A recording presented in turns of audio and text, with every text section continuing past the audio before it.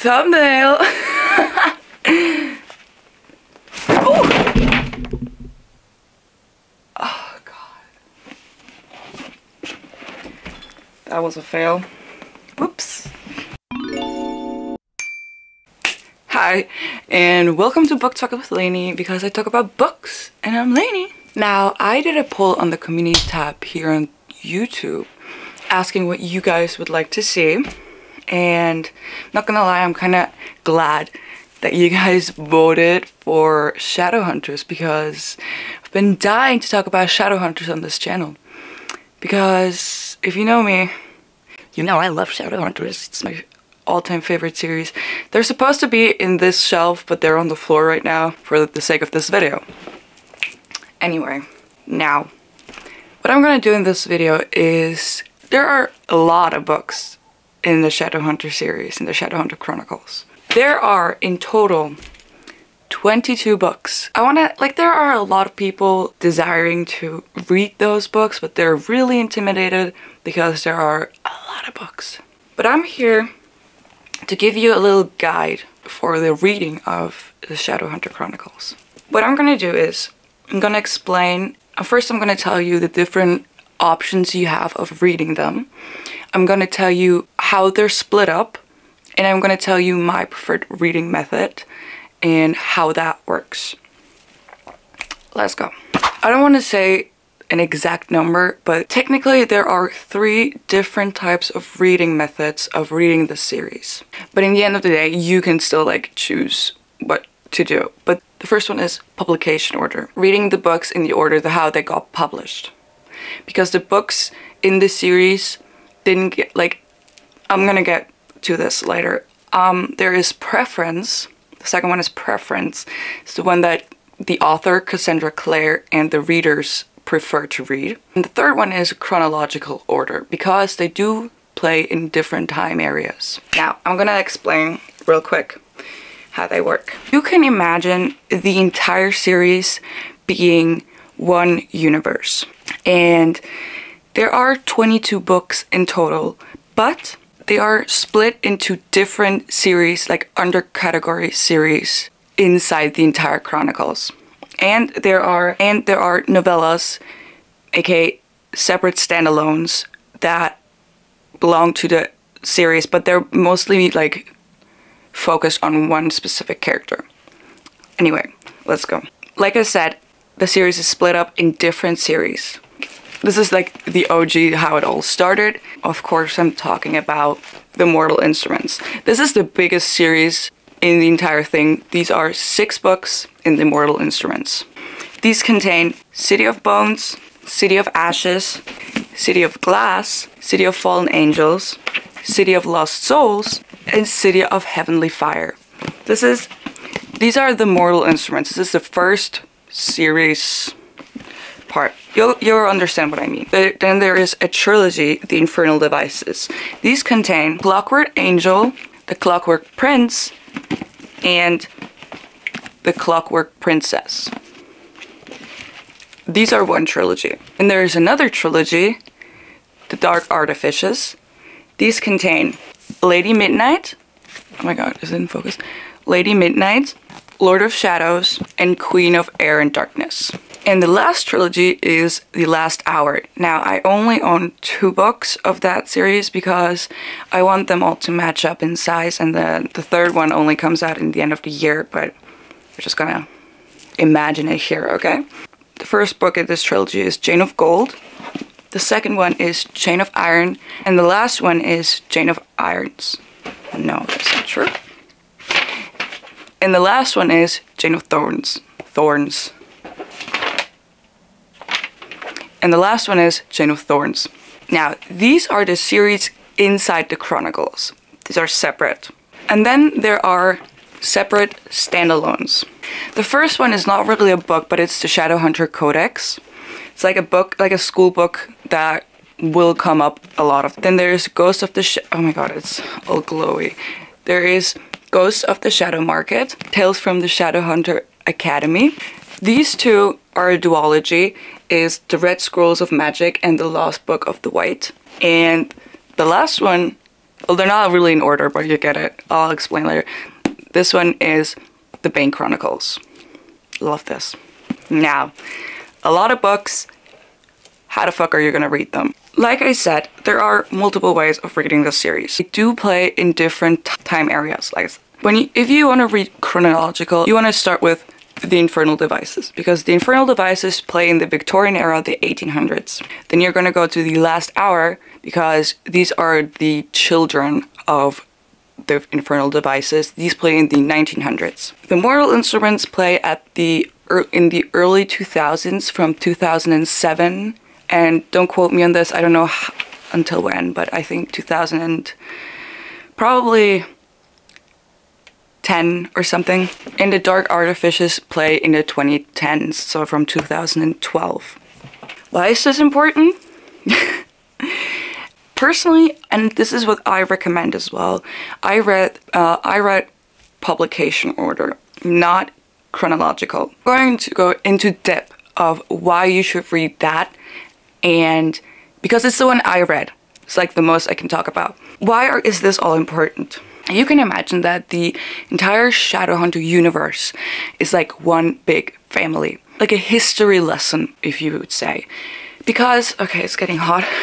You could think of just reading about characters and then their ancestors and then their next of kin. It will all make sense in the end of this video, I promise. But basically, if you start with the Mortal Instruments, you're gonna read about the hair. No, that's it. Basically, there are always going to be the same families repeating themselves. Okay, and here are no spoilers in this video. The Mortal Instruments, you're going to learn about the Lightwood family. And then in the Infernal Devices, there will be their ancestors. Like, the Lightwood family will be named again, if that makes sense. Okay, you're just going to learn about each of the time periods about the family, like the big plan of the family. Basically, you can read each read each series, like the Mortal Instruments, the Infernal Devices, the Last Hour, the Dark Artifices. You can technically read them as standalones, like alone, but it will make more sense because you're gonna learn about each of the characters before and after. Once you understood the world building, everything else makes sense. We're just talking about family heirs and their ancestors all the time. It's like talking about you and your grandparents, just like great-great-grandparents, if that makes sense. And the world building is really not that complicated if you understood the main point. Now, there's this list. Now, if you have still no idea what I'm talking about, there is a list made by TLbranson. I'll link it in the description below. He made a list of the different variations of the reading orders you can do. And they're basically all the books are listed. Like I said, I read them. Technically I'm still reading them, but I read publication order, which I'm gonna go more into that now because I personally think this is the best way to read them. You get no chance of getting spoiled at all if you read them like this. There are a lot of characters you get to know, but they will reappear over and over again. And it's just like the last names are very important, and the last names are just like the families. You know what I mean? You're just gonna learn about the different, like the entire families, like the Herondales, the Fairchilds, Lightwoods, Waylands, whatever. You know what I mean? You're gonna learn about the families over and over again, and just in the different time periods. I think that is a very interesting thing. Now I'm gonna go into depth of why you should read the publication order. The name says this is how the books got published, because like I said, the chronicles are separate into different types of series, but when Cassandra Clare published them, she didn't like publish the Mortal Instruments then the Infernal Devices. She actually crossed them over, which makes it way more sense to read them how she wrote them. I'm gonna explain what I mean. The publication order says that Cassandra Clare wrote first 3 books of the Mortal Instruments: City of Bones, City of Ashes, and City of Glass. These are the 3 books she wrote first, and these are the 3 books you're gonna read first. These 3 books basically explain everything. You're gonna learn the entire magic system, their world building, everything from every magical creature. You're gonna learn everything you need to know to understand the series in these 3 books. So whatever you do, I would read these first because entrance into the series. Now, here's where people think it's gonna get complicated, but it's really not. But I get that it's overwhelming. Now, like I said, the Mortal Instruments includes 6 books, but technically you could separate them, even though they play in the same period, the same characters, but technically you could pick them up into 2 trilogies. Now you've read the first 3 books, and then you're gonna change to the Infernal Devices. The first book in the Infernal Devices, Clockwork Angel. Ways people say you can read the entire trilogy and then go back to the Mortal Instruments. Personally, I wouldn't do that because after Clockwork Angel, you're gonna go back to the Mortal Instruments and read the 4th book, City of Fallen Angels. That's basically what you're gonna do. This is basically what you're gonna do with the rest of the books. You switch after every book. You're gonna go Clockwork Angel, City of Fallen Angels, Clockwork Prince, City of Lost Souls, Clockwork Princess, and City of Heavenly Fire. This is important because I feel like if you really want to get into the story and never forget a detail and never get confused about a character, this is the perfect way to go. Because she wrote the series like this, it makes sense that things that got mentioned in the book will get mentioned in the next book. You know what I mean? There are certain characters you're gonna meet here that will be mentioned in this, and then you're gonna meet characters here that are gonna mention in this. Like, stuff you need to learn. Like, if you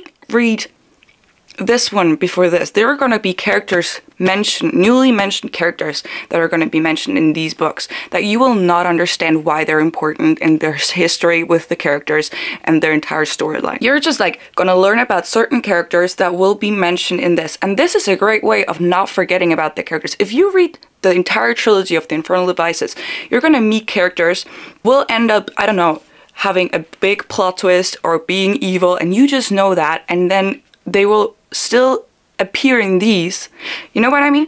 The entire thing works together because this is how she wrote it. This is how the characters developed. Either way, if you read it like this, or you read them like this, which means the Infernal Devices, the entire trilogy, and then the rest of the Mortal Instruments, you have to read Clockwork Princess before City of Heavenly Fire. Like I said, I preferred one where you switched between every book because this is a way you don't get spoiled. But you have to read the last book of the Infernal Devices before the last book of the Mortal Instruments because there's a huge spoiler that you need to know first. You know, you're gonna get spoiled if you don't read the last book before City of Heavenly Fire. But like I said, personally, I would read them like you're gonna switch between every book because it's just so much fun. You're gonna learn about each individual character that will be mentioned again from the past. They're gonna like talk about people from the past, and you will know who these people are. They're not just gonna be characters or just like when you read a book and then there's like, oh, my grandfather, blah blah blah. You have no idea who this is, but they're an important part of the story. And like this, you're gonna learn about each character beforehand. You already know who these characters are. You already know about their history. And this is just a great way of being sucked in and learning everything and without getting confused all the time. Like I said, the Mortal Instruments play in the early 2000s, and the Infernal Devices, they play in the 1800s. Now, after this, I would recommend to read the Bane Chronicles because he's just an important character in the entire universe. And this is a great point, but you don't read this book beforehand. Really read this book when you're done with the first 2 parts of the entire chronicle. You just trust me on this. You're just gonna love Magnus Bane. Come all together. Just read this after this because it's a great way of getting all together. These are just short novellas into one book. They're like short stories about this character. Now, like I said, there are some standalones, technically novellas. Technically, you can read these 3 books: The Tales of the Shadowhunter Academy, The Red Scrolls Magic, and The Lost Book of the White. You can read these after. I would just recommend to not read these before. Like, you can read these 4 standalones after we've read the first 2 parts of the entire series. And Shadowhunter Codex, you can read this whenever you want, actually, because it's not really part of the story, but I would still recommend of reading this after the Mortal Instruments. And this one, we're gonna come to this later. Now, after you read, like I said, you can read the standalones technically at the very end when you're done with all of the books. I just recommend to read those books after you're done with the entire series of the Mortal Instruments, because there are some spoilers, you could say. If you don't want to get spoiled by any means, I would recommend to read them then. Now, you're done with the Mortal Instruments, you're done with the Infernal Devices. The next part is Dark Artifices. You can read these, all of the entire trilogy, because these play in the 2010s, like in the 2012. That means they're still gonna be the same technically the same characters from the Mortal Instruments, and some of the kids that grow up who are too young to be like an actual part of the fights and actual part of the story are now grown up and get their own trilogy. But you're still gonna have the same families and the same people, just a little bit older, you know? And then there are the last trilogy, The Last Hour. These play in the 1900s. These are about the kids from the Infernal Devices.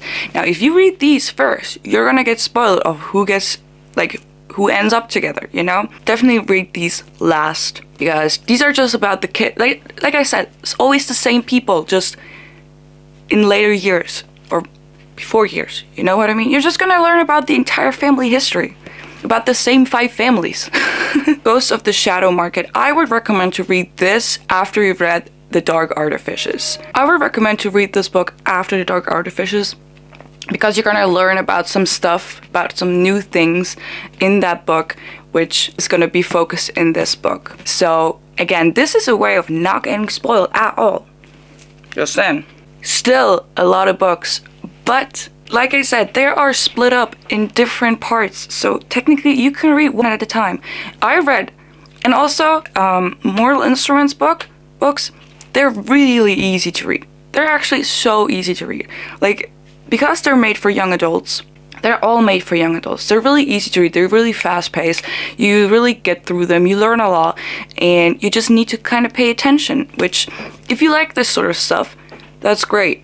And they're really easy to get through. I read I read the Mortal Instruments, the Infernal Devices, and 2 of the Dark Artifices, and the Shadowhunter Codex and the Bane Chronicles in 2 weeks. And yes, I'm a fast reader, but I got through them really quickly. I took a break about a month ago because I don't want to say goodbye, because I love them very much, and I'm still I'm still grieving over the Mortal Instruments, okay? This is by far my favorite series in the entire Chronicles. Chase owns my heart. Anyway, a lot of books, a big commitment.